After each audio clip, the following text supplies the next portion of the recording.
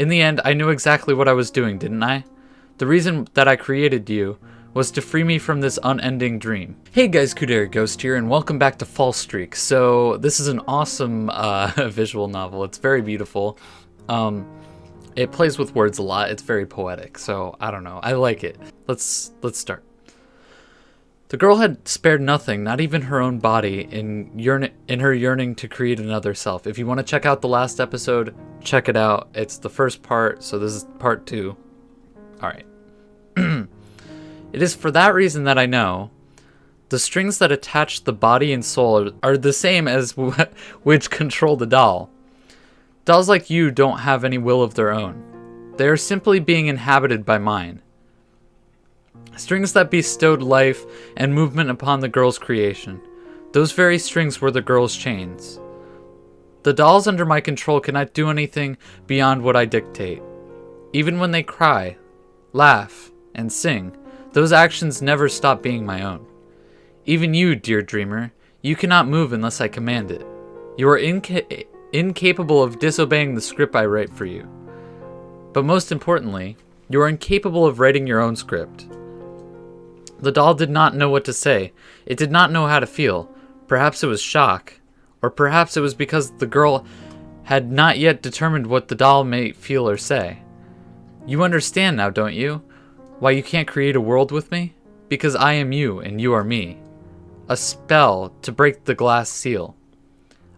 It left the doll's mouth unbidden? I guess open? I am all alone in this world. This eternally repeating present. I deceived myself, deluded myself into thinking it was finally over. After so long, my time has finally begun to move. After so long, I'll finally be able to reach the future. That was what I thought. But it was all just a hollow facade. As one, the doll and the girl both spoke of the cold truth that lay beneath gilded wonderland. Imagined warmth. Fabricated color. In the end, I'm nothing but a lonely girl playing with dolls by herself. Something wet and clear began to stream down the girl's face. Aww. It was proof she was human, proof she was alive. And as the doll could not do the same, it was proof she was the only one in the world. A world like this, I don't need it anymore. I can't bear it anymore. A world of only me that continued to turn fruitlessly like a broken cog. I'm tired of it. So tired. I just want to rest now. So the last thing I will have you do, dear dreamer, is end this life of mine. At that moment, it extended from the doll's arm, a terribly cold denial, and affirmations wrote of steel. The key is already in the silver lock. All that's left to do is turn it. With mechanical steps, the doll marched forward. Just as the girl directed, just as her will directed. It's not going to do. I guarantee it's not going to do it. In the end, I knew exactly what I was doing, didn't I? The reason that I created you was to free me from this unending dream. As if guided by invisible strings, the doll's body moved forward. 1 step, 2. The doll advanced towards the girl. Tensing, rotating its arm. Now then, this dream that has gone on for too long. It's time to wake up. With arms spread wide, the girl welcomed the doll into her chest, embracing it sweetly, tenderly as the doll's 7 colors turned into one. Red, the colorful canvas. Red, the monochrome canvas. Vibrant, vacant, it became overwhelmed with a singular hue. So dark, so cold. Is this death? It's scary, isn't it, dear dreamer? The doll answered. It did not. A tear running down its porcelain cheek. Red as a rose, it was not clear like the raindrops that flowed down the girl's face. Alone, that's how I've been all my life. But at the very least, I didn't want to die that way. With someone at my side, that's how I wanted it to end. Won't you grant that small wish of mine, dear dreamer? It was then that the doll's mouth moved, giving voice to one last gentle lie. I am here, by your side. We shall sleep together.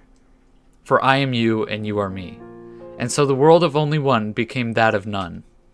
As the last that as the last that remained slipped into eternal repose. See, it's very poetic. It's very nice. The art style is beautiful too. When I come to, I find myself lying on a bed. Even before I opened my eyes, though, I knew. Still here, huh? Curling into a loose ball, I find the book I had picked out by my side. I run my fingers across the book's nameless binding. Its blank roughness corresponds. A world where nothing is expected and everything is defined by you. A universe of only me. I wonder, what if people were to God as dolls? Were to God as dolls were to the girl. Dolls cannot act on their own, and the puppeteer that controls them can never be ignorant of what they do. Because on an intrinsic level, their actions are the puppeteers. In a similar vein, people can cry, laugh, and sing. That's interesting. So it's like, I don't know. I don't know how to explain it. I get it. I don't know if you get it, but but is their laughter and laminations the product of their free will? Or is it all simply the dictation of an unseen script? Creating an existence other than your own and breathing life into it, loving it with all your heart and giving it your everything. Yet no matter what you do, it will never be able to escape the intrinsic quality of being but an extension of your soul. The despair of knowing your creation can never possess free will or the capacity to grow on its own. It makes you question if you yourself have free will. It makes you question if even God has free will. For if an omniscient entity knows everything, even about his own decisions in the future, does that not forbid free will to that entity? Perhaps free will doesn't truly exist. But even then, I think we should believe that it does. What do you think about that, Tubby? Musing to myself, I turned my gaze to the floor next to the bed. The book I had picked out for Tubby in the Celestial Library was laying there, with not a single page turned. What are you, a bumpkin? Don't doze off at the mere sight of a book. At least try to read some of it.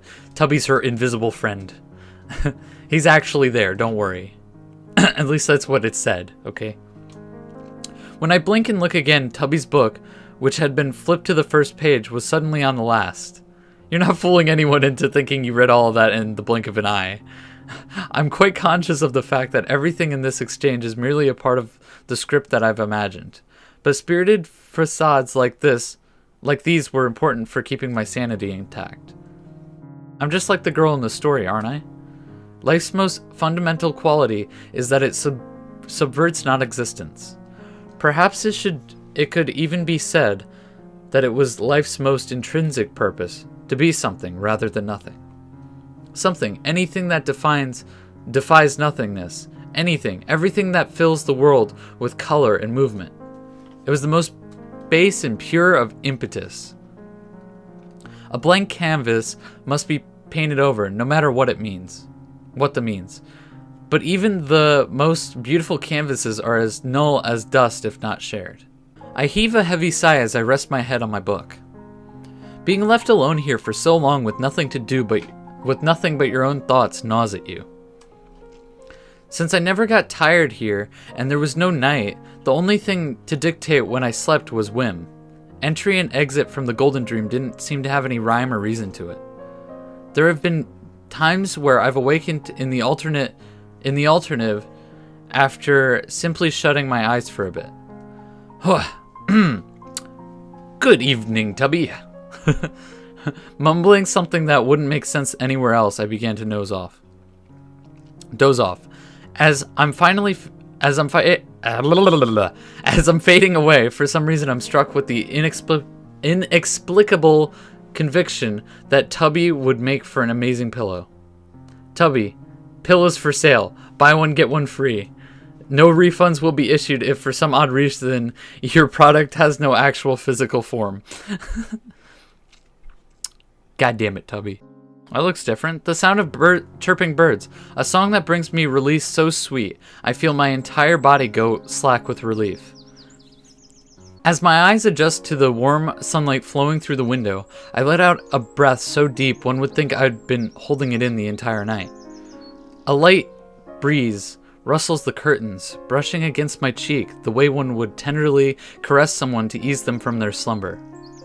It's probably something few others would ever think about, but the air of the world we live in is alive. It's full of movement, weight, and subtle scents. There is a texture to it that the Golden Dream's air can never compare to. I'm back. The sights and sensations of the waking world fill me with a maddening familiar hunger, like the desire to gorge on the rich stimuli surrounding me. Speaking of eating, something smells good. Okay, so we're in the real world now. The appetizing aroma of breakfast being prepared tickled at my nose, prompting me to slip out of the comfort of my bed. Please help. God. Oh, wow.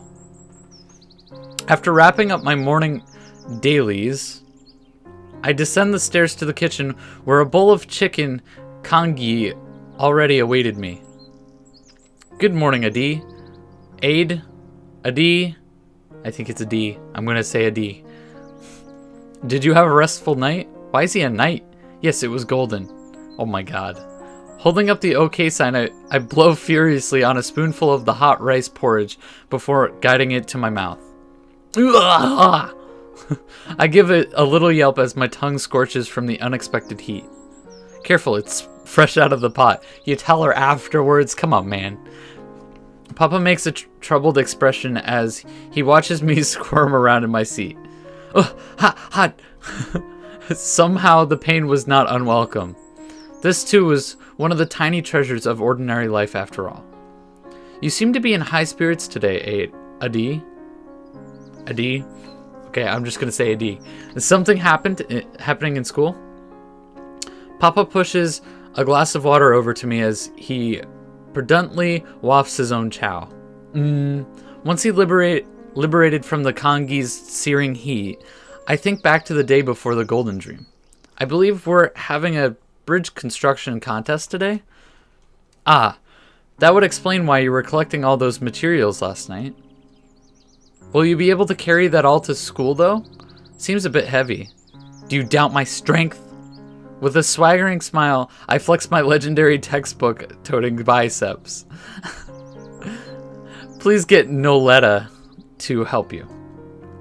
I promptly finish eating my meal at the expense of my tongue's outer layers. Usually I'm not too fond of Papa's cooking since he's rather conservative with what he makes.